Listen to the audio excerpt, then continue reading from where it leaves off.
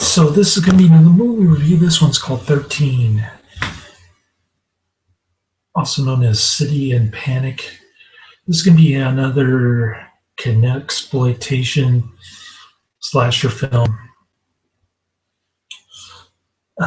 Supposedly anti-gay, but for all I know, the director could have been gay, just like is it the Showgirls director?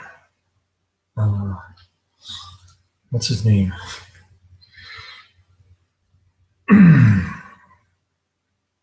Anyways,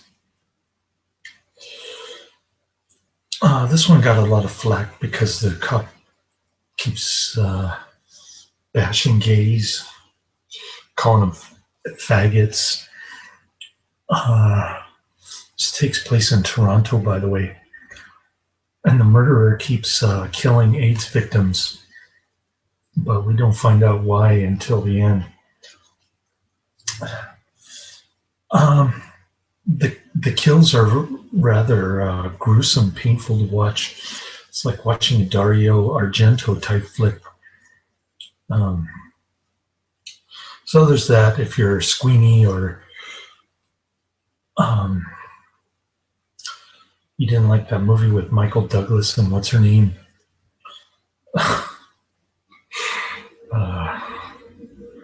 Yeah, you probably won't like this.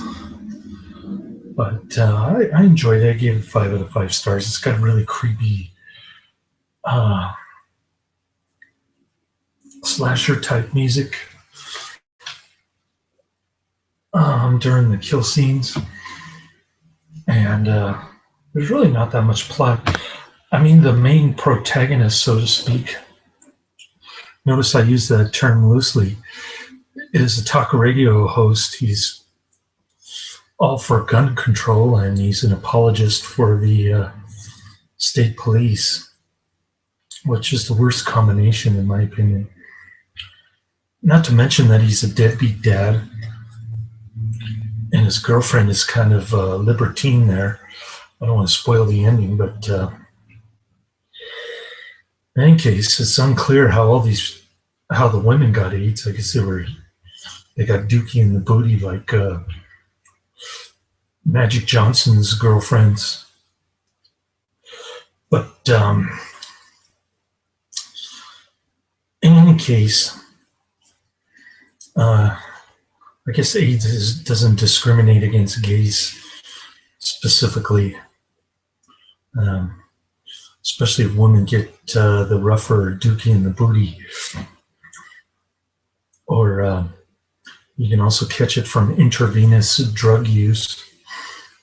That could be a possibility. They never explain why any of these people got AIDS. So it's a little unclear to me. But in any case, the AIDS victims are dying one by one. They're getting slashed with a funky looking knife that looks like a pumpkin carver. And the name of the murderer is M from the movie M by Fritz Lang. Never actually seen that movie, and I'm not a big Fritz Lang fan, but hey, my stepdad liked that movie. So it's kind of similar to that. I mean, M, the murderer, carves the initial M in every single victim's body. So that's kind of gruesome. There's even a castration scene that's kind of cool, like is it I Spit on Your Grave? Oh, Basic Instinct is the movie that I was thinking of. Kind of reminded me of Basic Instinct. You know, bisexual Sharon Stone and Michael Douglas. Yeah, that movie got a lot of flack too. And the people who complained about that movie probably boosted its ratings, just like in this movie, where the yellow journalist who doesn't have AIDS wants to send out the army to catch this M person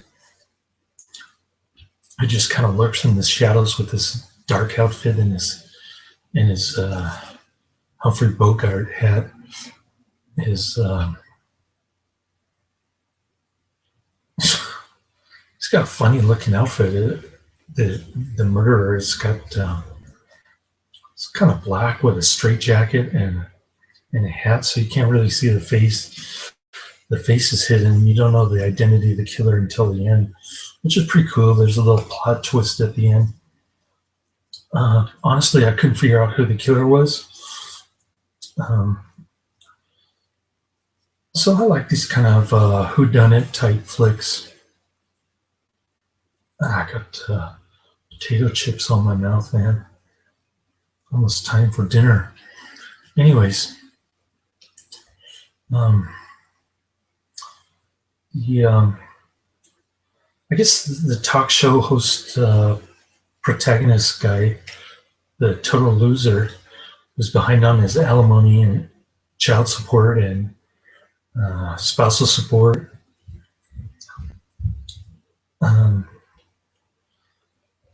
He tries to go after the yellow journalist guy who wants to send out the army. Doesn't trust the local police there in Toronto. And the Keystone cops are having trouble finding this killer, even though all of the victims are AIDS-related victims. And finally, they find the names of the victims in some drawer, the Toronto police office, I guess. A list of AIDS victims. What that list was doing in the drawer is unclear also. So this movie left me a lot of question marks, but like I said, great kills, creepy background music, had that low budget feel, choppy editing, bad acting. But it's one of those so bad that it's good type movies, same as Don Dohler's Blood Massacre, which is also the first movie on this disc. Got 3 movies actually: Blood Massacre, 13, or City in Panic. And then the last one is the worst movie of all time, Hip Hop Locos. So I'm pretty stoked about this disc, man. It's got Don Dohler, Canadian Canucksploitation, and then the worst movie of all time. How can you go wrong with a disc like this?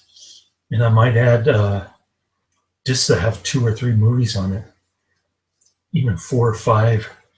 Those are the best kind of discs to get on Netflix. I'm telling you, man.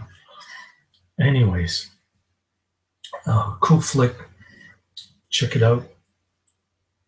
It's definitely not for the sensitive or the weak at heart. Laters.